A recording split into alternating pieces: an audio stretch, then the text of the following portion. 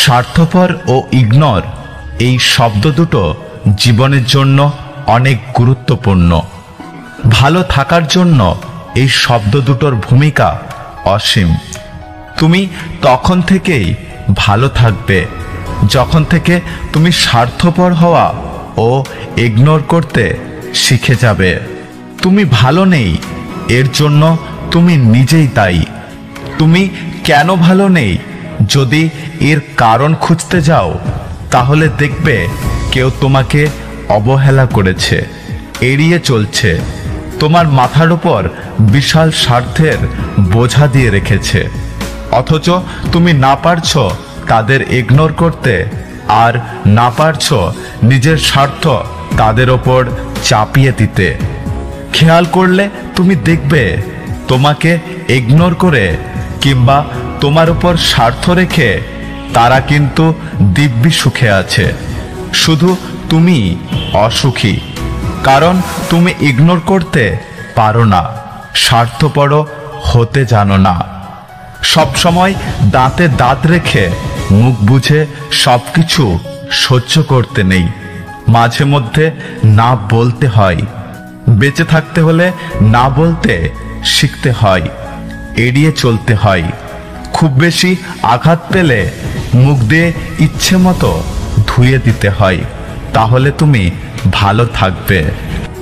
অবহেলা শুধু শব্দই নয়, এর আরেক নাম যন্ত্রণা। যে তোমাকে অবহেলা করে তুমিও তাকে অবহেলা করো। যে তোমাকে এড়িয়ে চলে তুমিও তাকে এড়িয়ে চলো। কাছে পাবার আশায় যদি বারবার সামনে যেতে চাও, বিনিময়ে শুধু কষ্টই পাবে। যে তোমাকে বোঝে না তাকে বুঝতে যেও না। যে তোমাকে সহ্য করতে পারে না তার কাছে হাসির পাত্র হয়ো না। ব্যক্তিত্ব বড় মূল্যবান, শুধু শুধু কেন ভুল মানুষের জন্য নিজের প্রবৃত্ত আবেগকে বিলিয়ে দিচ্ছ? আবেগ বড় দামি। ভুল মানুষটাকে সব আবেগ বিলিয়ে দিলে আসল যে মানুষটা আসবে তাকে কি দেবে? যাকে তুমি দেখতে পারো না তাকে সব কিছু থেকে ব্লক করে দাও। যে তোমাকে দেখতে পারে না তাকে এড়িয়ে চলো। তুমি ভালো থাকবে, সত্যি বলছি ভালো থাকবে।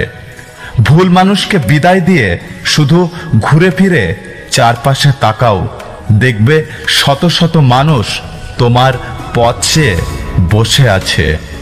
জীবনে ভালো থাকার জন্য স্বার্থপর হওয়া ও ইগনোর করতে শেখাটা যে কতটা গুরুত্বপূর্ণ, সেই মানুষটাই বুঝেছে যে স্বার্থপর হয়েছে, ইগনোর করা শিখেছে। তুমিও শিখবে, সময় তোমাকে শিখিয়ে দেবে। তবে সময় শেখানোর চেয়ে নিজের থেকেই শিখে নাও, কারণ সময় শেখালে খুব কষ্ট হবে, আর নিজে শিখলে খুব সহজেই শিখে যাবে। যদি ভিডিওটি ভালো লাগে পাশে থাকবেন, আর হ্যাঁ, নিজের খেয়াল অবশ্যই রাখবেন। দেখা হচ্ছে পরের ভিডিওতে, ততক্ষণ সুস্থ থাকবেন।